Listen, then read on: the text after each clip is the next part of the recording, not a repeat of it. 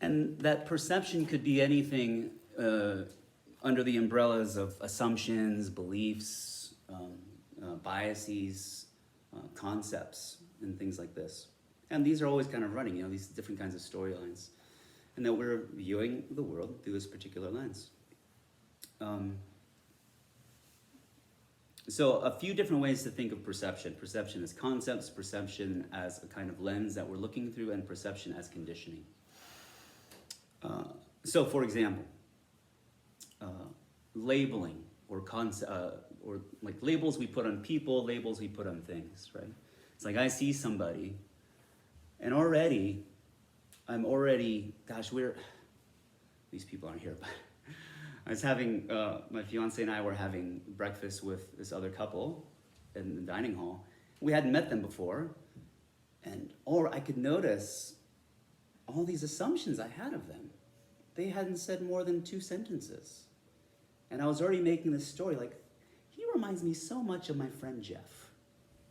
And Jeff is like this. So this guy must be like Jeff. Anybody ever do this? You've created this cathedral of knowledge of what you think this person is like, but you have no idea.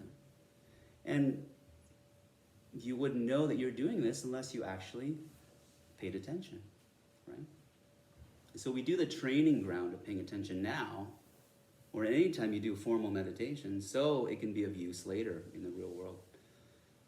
So yeah, it's such a disservice when we don't really see people, but we see our thoughts of them, right? And yesterday I talked about inherent goodness, a perfection in a way, wholeness, inherent wholeness.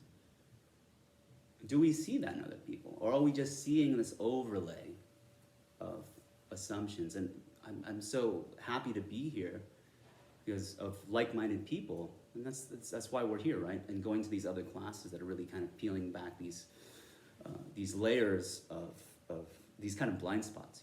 That's another way to think of perceptions, is that there's always going to be a kind of blind spot if we have any kind of perception. And we'll do this little fun activity with a visual blind spot in a few minutes.